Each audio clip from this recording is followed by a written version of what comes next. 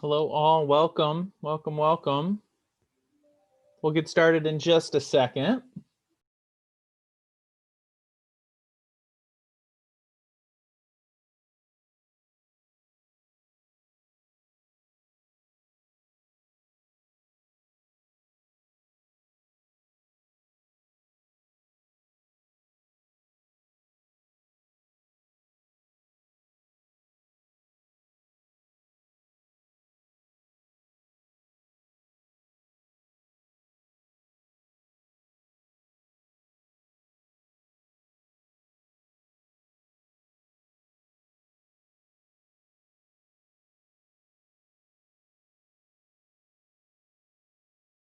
Again, welcome everyone. We'll get started in just a second. Give folks time to come on in.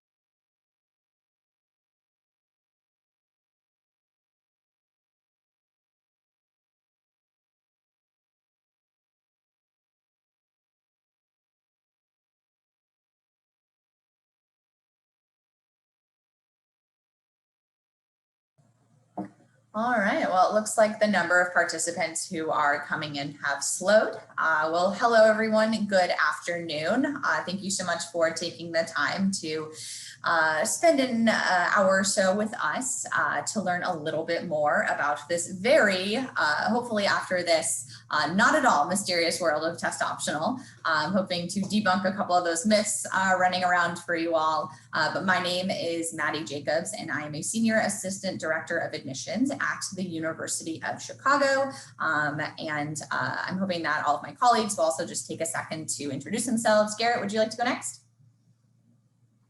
Yes, would love to. Hi, everyone. My name is Garrett Addison. I'm one of our assistant directors of admission at Chapman University. I'm happy to see you all here and like Maddie, hope that this conversation starts to become, I guess, less common as we move more into this world. Nate, you want to go next? Yeah, hey all, my name's Nate Manater. I'm an Associate Director of Admission at Gonzaga over in Spokane, and happy to be here to chat about the test optional stuff. Aubrey? Hi everyone, my name is Aubrey Weaver and I serve as the Assistant Director of Freshman Admission at the University of Washington, and we are glad that you're here today. So we look forward to jumping into more information about test optional soon. And then Joey. Hi, everybody. Thanks for having us. My name is Joey Seltzer, one of the Senior Associate Deans in the Admission Office at Bates College. So excited to be tackling this topic. All right, thank you guys all so much again, and thank you once more to you all tuning in. So we are here as institutions of all different sizes and creeds and approaches to talk a little bit more about probably one of the #1 conversations that we're all having this year, which is around this idea of test optional. So a few of us have been test optional a little while. It's new for the rest of us. But we are here to tackle all of those different questions that you all are hopefully having, so you can see what we're doing as individual institutions, but also so you can learn a little bit more about how institutions approach this topic. And in that capacity, Joey's going to get us started. All right, so as we move through this next 40 or so minutes together, please make full use of the Q&A function at the bottom. The 5 of us will be in there answering questions. Some we might bring to the full group, and we hope to answer many of your burning questions with our presentation here as well, including kind of the starter. What does test optional actually mean? So in this short video, our Dean of Admission at Bates is answering that question because we get asked that all the time. Maddie's going to share that. In the heat of the summer, I probably answered every day.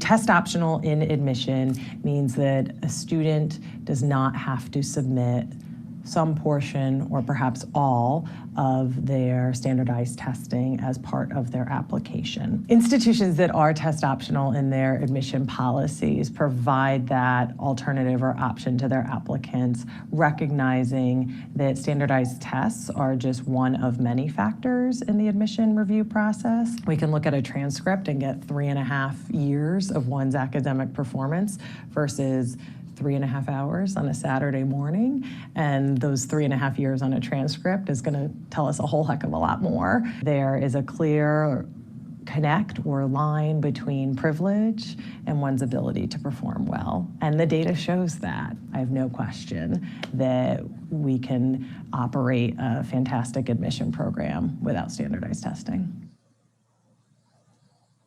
So hopefully that instills a little confidence in the process and test optional. We're going to define a few more terms moving on.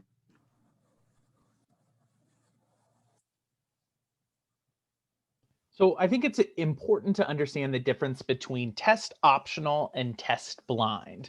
And different schools are handling the idea of standardized tests differently. What test optional means is it means students can choose whether or not they want to submit their standardized tests. So if you are a student and you feel strong in your standardized test, you feel like it represents who you are as a student, if you feel like it's a strength of yours, you're welcome to submit that in a test optional admission process.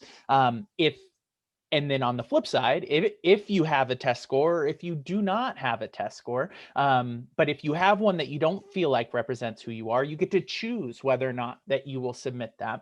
And then if you don't have a test score, like so many students in out west this year, right, then that's not held against you. Again, you get to choose whether or not you will submit the test.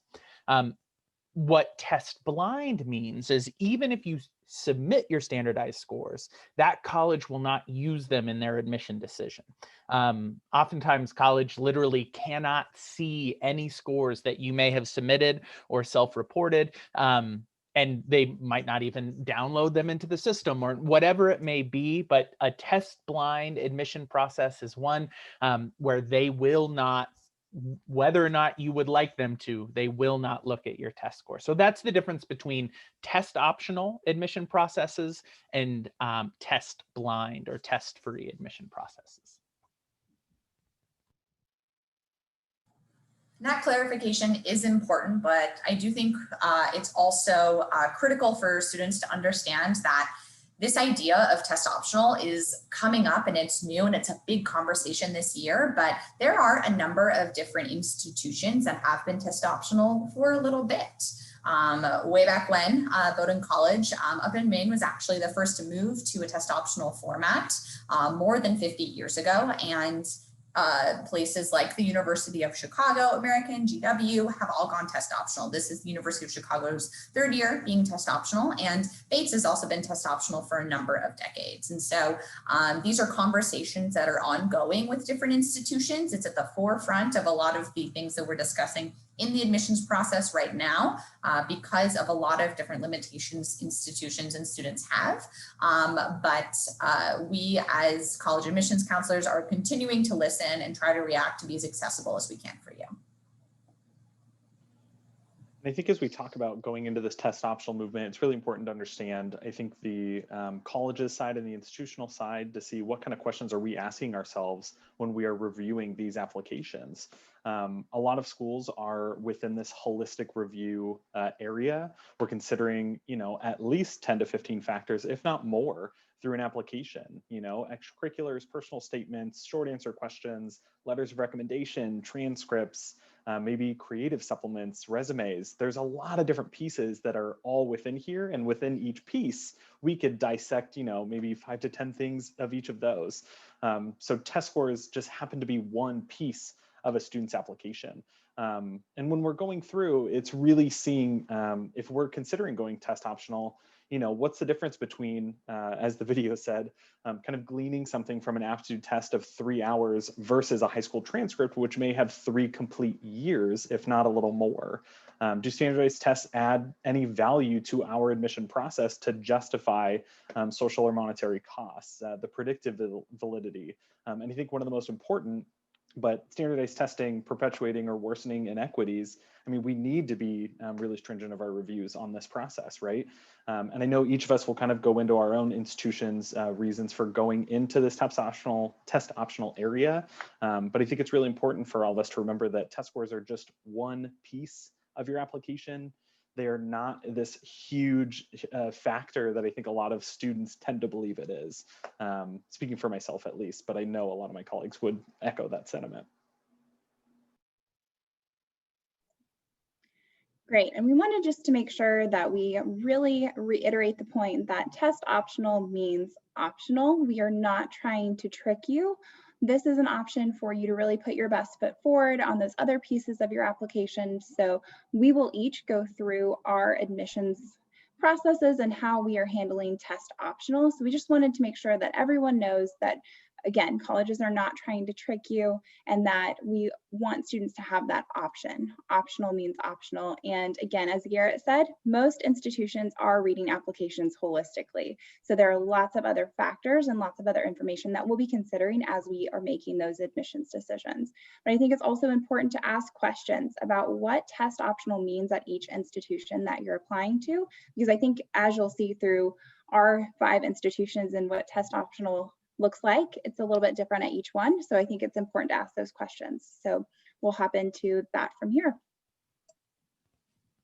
Hey, Joey or Maddie, I'm actually interested, before we kind of jump into this, there was a wonderful question that kind of gets to the heart of this. And I think it goes well with this FAQ here.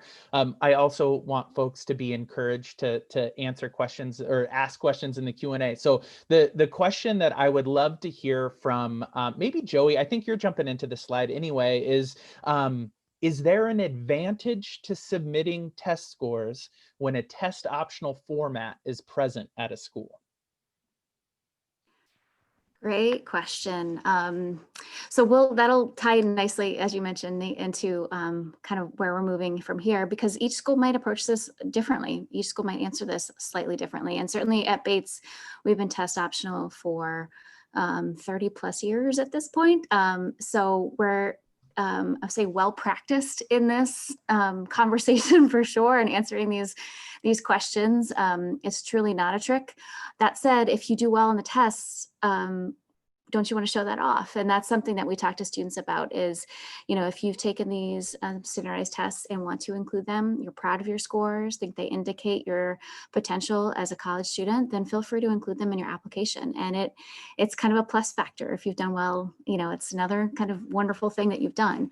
That said, it doesn't necessarily give you a leg up in the competition. We'll talk a little bit about how each of us interprets this, but at Bates, we kind of moved into this area decades ago under the assumption that there can't just be one way to predict a student's potential in college, and their intelligence can't be captured in this 3-hour test. And to continue to prove that, Bates has continued research for these decades for our college and lots of other schools, both like Bates and maybe not like Bates. And a lot of our peers at other institutions have used our research to actually change their admission program to become test optional. So that research, if you're curious, I can put it in the Q&A, but it proves that there's no predictive value. The correlation between your test score, or there is no correlation between your test score and how well you'll perform at Bates and lots of other schools. It is a stronger indicator of your family's socioeconomic means than it is of your potential in college. And so that gives us I think a level of comfort when we're looking at those scores, to see that within the context of all the other factors we practice in the holistic review. As kind of one thing, we might anticipate that students from certain backgrounds will do better in standardized tests, because that's typically the case, that students from affluent backgrounds that go to schools that provide test prep or build that into the curriculum, that they might do better on those tests. That said, again, we wouldn't expect anybody to do perfectly on the tests, and we try to understand the context of those tests when we do see them. So long-winded answer to say, if you've done well on your tests and want to submit them as part of your application, lots of us would love to see that. But again, there is the option not to include those. And we know this year for a lot of folks, their test plans or their what they were going to do for tests have been totally thrown on its head. So if you took them, in the spring of junior year and haven't been able to do that again, they might not be as strong as you were hoping. So again, this is an opportunity to take full advantage of a great counseling staff that you have at your school and talk through that option at the schools that you're looking to apply to, where your tests line up with their ranges, et cetera. So I will kind of move quickly through these next questions because all of us are trying to kind of give you some context for how our schools are approaching test optional. But as I mentioned, this is Bates for decades and staying strong. We are having some exciting conversations around this conversation of test free. And we like the term test free and not test blind because it is kind of enabling to say we're free of tests, but we're not there yet. I'm hoping conversations have started at Bates, but we're still test optional and will proudly continue to be for as long as we can. The other question here is, do we look at applications differently? I started to mention that a little bit. I think the caveat when I talk to families about this is, should we submit testing? Should we not? Is it really optional? The caveat to that is if you submit testing and it's well below our published ranges, our middle 50%, and you submit testing that is well below that, I get a little confused. You're telling me that you want me to consider that in part of our review. And if it's way off of where our published ranges are, then it kind of gives me pause of why do you want me to consider this? So if you submit testing and it's well below our range at Bates, that might be a moment for us in committee to just stop and talk about it a bit more. It doesn't necessarily mean that that application won't be offered admission, but it is important to pay attention to what we say we're looking for, what our published ranges are for submitting applications or submitting testing, and use that to help guide your choice of submitting your testing or not. And I will pass it to my next colleague. Thanks. I think that was really great answers. And I want to just say like ditto, but I will go more in depth. This will be Chapman's first year as test optional, and it is a permanent move to test optional, which I'm really excited about. We actually did a lot of our own internal research with our students that were coming to Chapman and kind of tracking their progression to see if their test scores had any correlation as well. And our findings were the exact same. There was no correlation between them. So we finally got the green light to say we are test optional now. And I think that question of how do you read the applications or do you read them differently? Our process, we kind of like revamped our admission review and merit scholarship review process with this in mind and kept everything on the same playing field. Again, like I said, a test score is one piece that's added into your application. If you're really proud of it, if you think that you worked really hard on this score and it's something that you want to show off, great, that can give us a little bit more of that academic context, but I don't think it's ever going to be something that will be kind of a make or break in our decision-making process. I have so much more information that I probably know what to do with, but also more helpful information than just that one score that you took on one day for 3 hours, right? So we read our applications the exact same, or we will be as we move into this new reading season. But yeah, it's a switch that we're really, really excited about. And I think too, I do want to say, I think the seniors right now, if you have been able to take a test and you're now like, oh my gosh, I finally took it and now all these schools are going test optional. If you liked your score, submit your score, right? That's kind of the beauty of optional. It's an optional piece. You can do it still. But I think especially when I'm talking to my juniors and younger or families that have juniors and younger in school, remember that it's optional and it's such a small piece. Don't stress yourselves out trying to take a test or trying to find a testing site, especially right now, or taking the test multiple times. It's a lot of stress added into your life that I personally, and I will speak on only Chapman's behalf, I don't really need to see. So don't stress yourselves out too much. And I'm going to pass it on. Yeah, I think similarly at GU, our view is on making sure that students feel well supported, that they are happy and healthy. And there is enough stress in this world right now. This is a stressful time to be in community with one another, period, let alone to also have to worry about taking an SAT or an ACT. And especially for those of us in the state of Washington, potentially putting our health on the line to travel to another place so that we can do that, right? And so at Gonzaga, we've moved to test optional this year.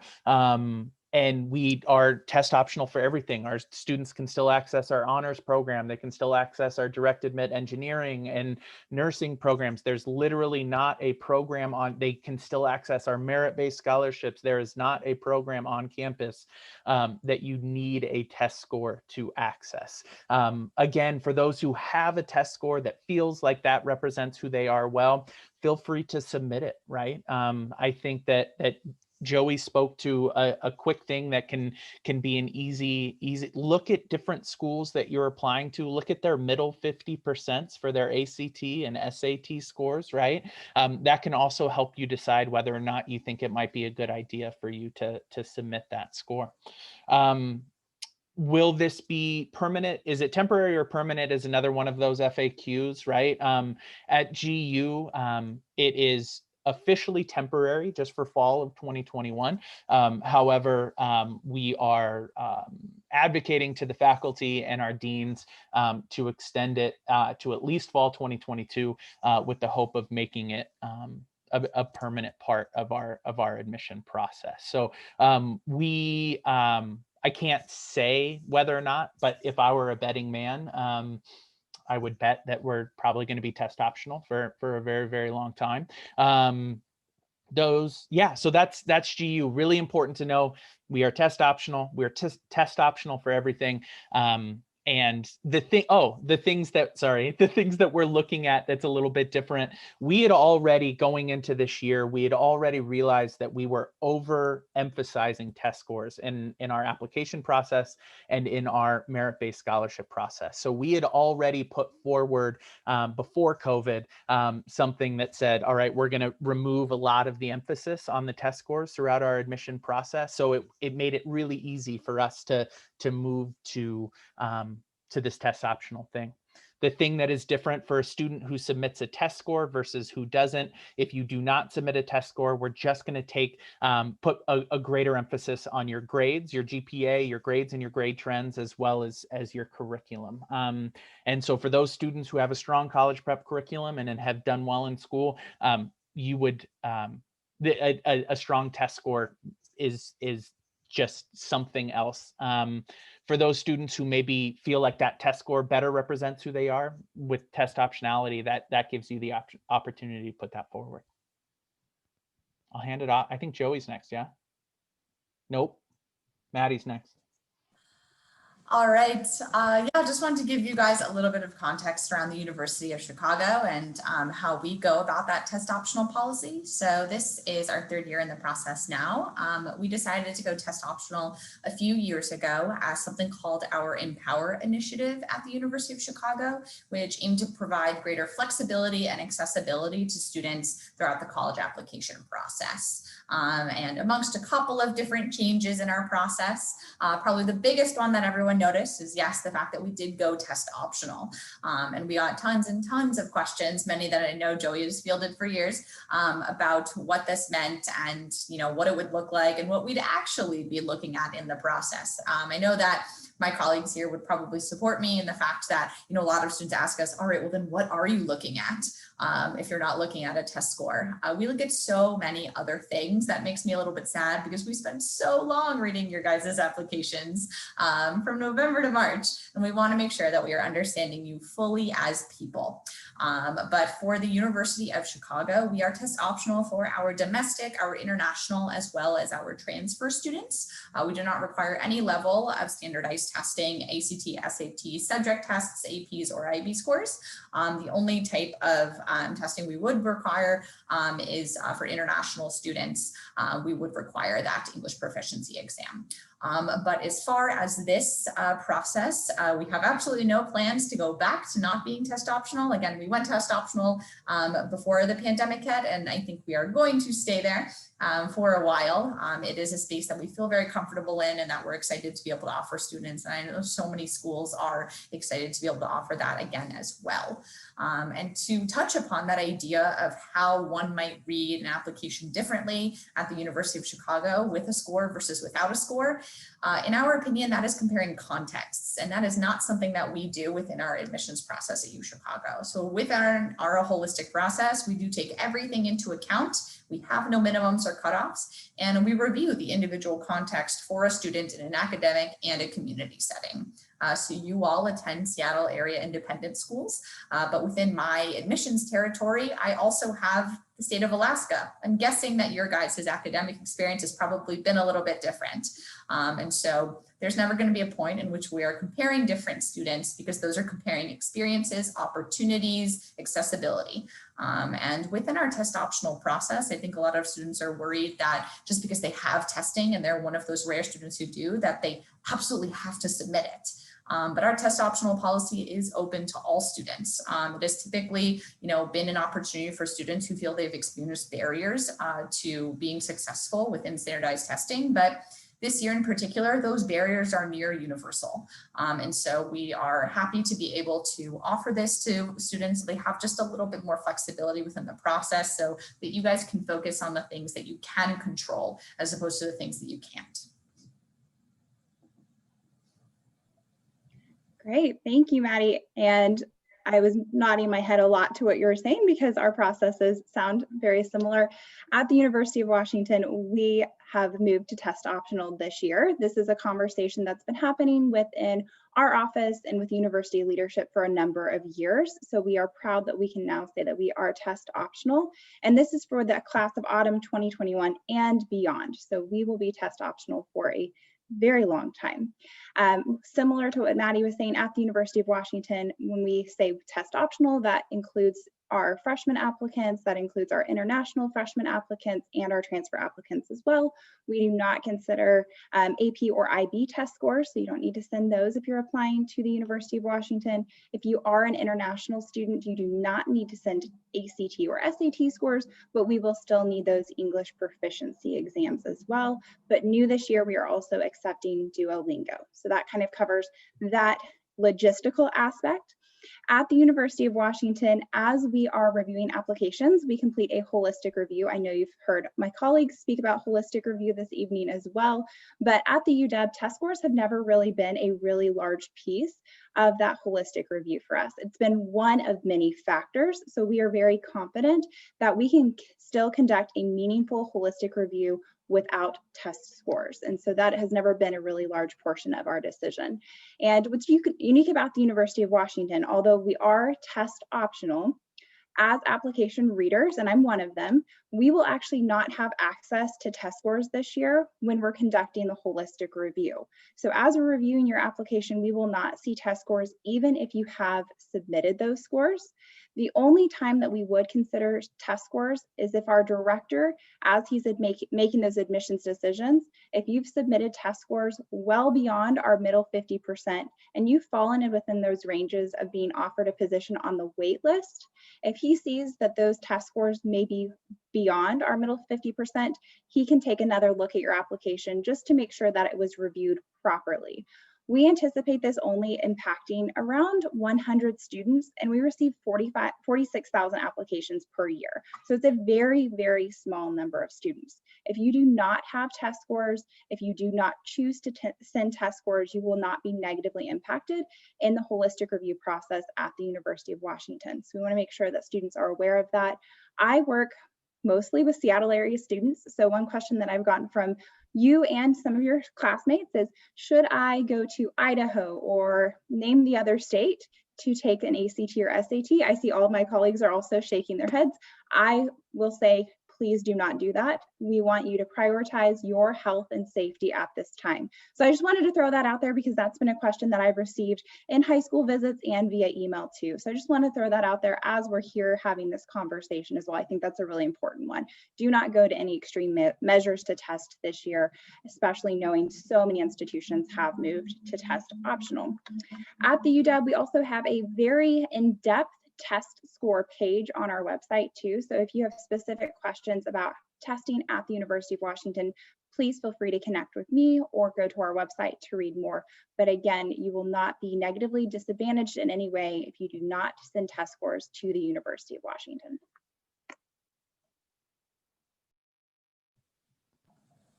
All right. There's a couple questions, Maddie, already in here that I want to make sure. I think they're really, really great questions. I took a crack at this one, but this is really applicable, especially to our Seattle area students. With high schools changing to pass-fail, how has the current pandemic's influence on the most recent GPAs changed the value of standardized tests? And the answer that I gave here is that whatever the context of the GPA, it hasn't changed the inherent value or issues that schools may or may not see in these test scores. Those schools who still say that SAT or ACT is important and it's predictive and they want to use it in their admissions are still going to do that. Those who would think otherwise are still going to go that way. But I'm curious to Maddie or to Joey as schools who have been test optional more than the last 3 months, right? You all see applications from all over the country, very different grading scales all over the place. How does grading scales or how has what happened in second semester of junior year for the seniors this year, how does that change your view on test scores and their validity? Yeah, definitely getting this question a lot. It is, I think, definitely a point of concern and anxiety for students, and we absolutely appreciate that. I mean, your all's worlds were turned upside down back in March, and it's now October, and things are still a little bit upside down. And so this is definitely something that we want to assure you all at the University of Chicago and a lot of institutions, we're still going to read contextually. Something that I love to assure students is that when we receive your transcripts, we also receive something really fantastic called a school profile, which gives us context about how your grading scales are, how they've changed. And I guarantee your counselors have let us know any changes that will happen or have happened in the past 6 or 7 months. But also many institutions had to make this really difficult decision to close or to move to an online format and, had to grade students or not grade them with what they were able to do. But this was a certain portion of time. We still have the 3 years of your transcript to view and look at. And just because testing is not available doesn't mean that all of your academic potential is going to be put on those couple of months where we didn't have as accurate grades or representative grades in your opinion of your abilities. We will still read and understand the context of those changes and why they happened and how they may have impacted your ability, but also know that you have phenomenal counselors, phenomenal teachers with your different institutions who are there to provide us with a little bit of an explanation and give us some information there so that we can read with that valued info when making our assessments. Awesome. Thank you. Joey, I loved your answer to this question in the chat, and I want to give you a chance to maybe take it to the overall group. We're talking about test scores and that we don't look at them. What do colleges look at other than test scores in a holistic admission process? Sure. I have so many thoughts. We are, most of us, just a few weeks away from diving back into application reading, which we get very excited for this time of year. Everything, honestly, everything. And I think all of us have said the word context over and over again. And I think that's incredibly important when we think about how different families experienced and are still experiencing the pandemic and how that's impacted your life and your school and your grades and so many other things. There are opportunities in the application to talk about that, and we want to understand that. And so we will pay attention to every detail you put in your application. So there are questions that may seem very form-like when you're going through it at this point, but one thing I encourage students to do is when you think you're done with your application, just take a step back and kind of look at it globally and think about who you are and what you care about. And is this capturing that? There may not have been the perfect question in the application to get to the thing that really matters to you, that you want us to know about you. So take the opportunity throughout the application. There are moments to insert additional information or email your admission folks to talk to your counselor. Can you please include this thing in my recommendation? All of that stuff we read and we try to understand. We try to build this picture of who you are, what you care about, the opportunities that have been presented to you, how you've taken advantage of those. One of the questions in the chat was also about the rigor and how we take that into context. And to Maddie's point earlier, that's something that we understand through the profile of your school. So if you haven't seen that already, that's worth looking at. I'm sure your counselor will share it with you, or you can just go to your school's website and just look for profile. And it gives a sense of how we understand your school, the kind of snapshot that we get when we're looking at your background, and again, the opportunities available to you. So we look at all the things that you do with your time, the things that you've done throughout the course of high school, how you present yourself in the application, what your teachers say about you, and again, try to build this picture of this bright young person who wants to come and contribute to our community, what our community offers, and how those two things line up. And that's how we approach your application. And again, standardized test scores for us, again, really have no point in that conversation. It's just an external measure that has no predictive value. It is all the other things that matter to us.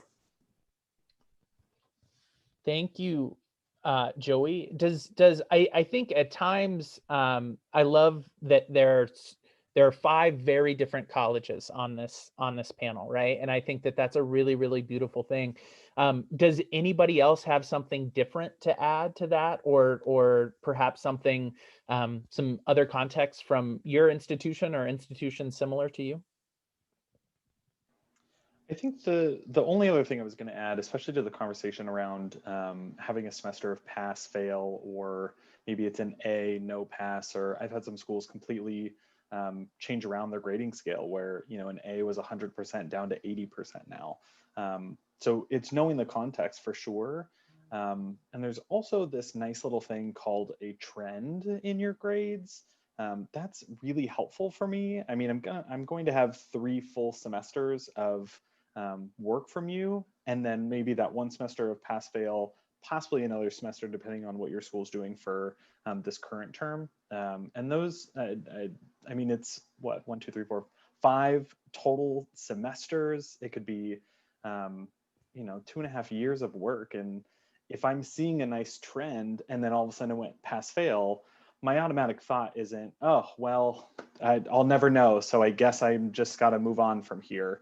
My thought is, okay, well, how was it trending? I'm going to expect it to be in that same line. If a student wasn't doing well all of their first year, and they weren't doing well all of their sophomore year, and they weren't doing well the semester before pass fail, and then that pass fail semester comes around and it's completely pass, I have some assumptions. That's not going to say I'm taking that road immediately. I'm also going to dig in to see, okay, well, what else was going on here? What are other details that I maybe am missing to this conversation? But we have these other areas that can kind of show us, okay, what was happening? Where's the path that I need to be taking to understand you as an individual in this environment? The piece that I want to add to this too is just understanding what our role in the admission office is, right? I think oftentimes it's easy to look at us as a gatekeeping entity, right? As one that says, have you earned your way into this place, right?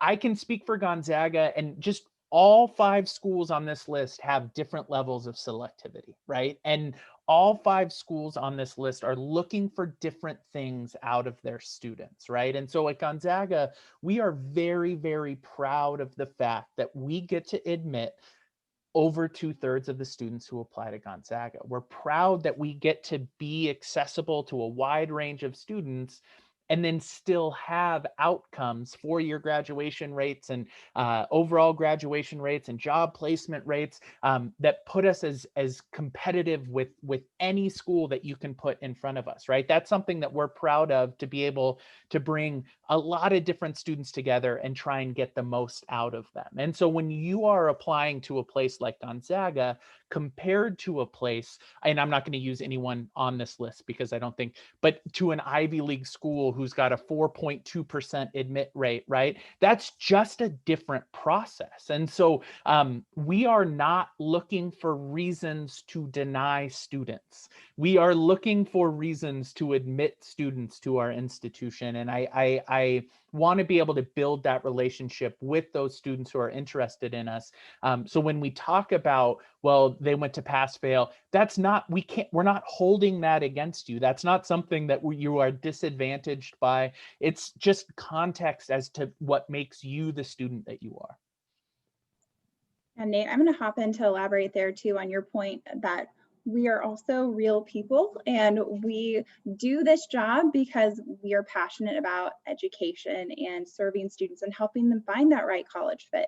So one thing that I would encourage you to do is kind of like Joey was saying, if there are factors about yourself that are not captured through the application, through the questions that we are already asking, don't be afraid to use the additional space in those applications. I'll use the UW for an example. This year, we only accept the coalition application, and this year coalition added another section for natural disasters. And so that would also encompass COVID-19. So if there are things and situations and obstacles that you faced personally or as a family that you want us to know about and that we should know about, use that space. Tell us more, because we can't assume anything as we're reviewing your admissions application.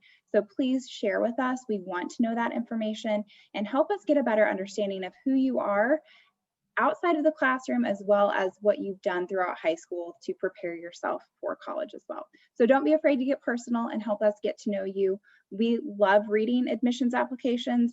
I think just the conversations that we've had as a small group here, I think all of us are really excited about application reading season. So don't be afraid to share more with us and help us get to know you.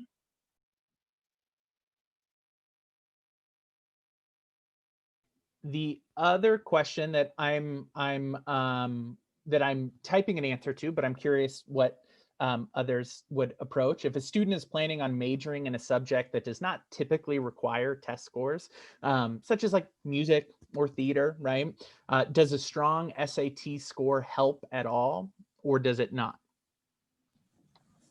So Nate talked a lot about the fact that there are 5 very different institutions on this panel right now, and that is absolutely what you should recognize when thinking about this question.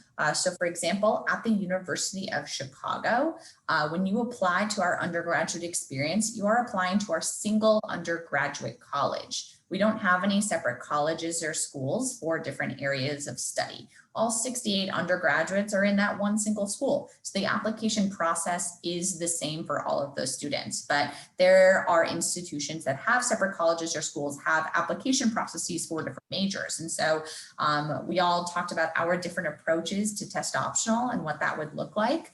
And you need to make sure that based on the different requirements for different institutions or what it may look like on the academic setting, when you get there, you just need to be mindful of the different things that you have to take into account with that testing. And so for University of Chicago, it doesn't matter because many of our students apply undecided or apply as pre-med or decide to become theater and performance studies majors when they get there instead. And so for our process, since we have that single undergraduate college, it is just another piece of your holistic education.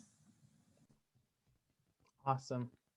All of us would love to answer every question that you all have, but we also want to be mindful of time. And my watch says that we are 30 seconds away from being at the end of this. So I want to thank you all for being here. It's been wonderful to spend my Sunday afternoon with y'all and answering your questions, trying to make this easier for you. You can see our contact information here. Never hesitate to reach out. We really are here to help in whatever way we can. In the last 10 seconds. Does anybody else have anything else they want to say? Awesome. Well, thanks again, you. everyone. Have a great rest of your Sunday.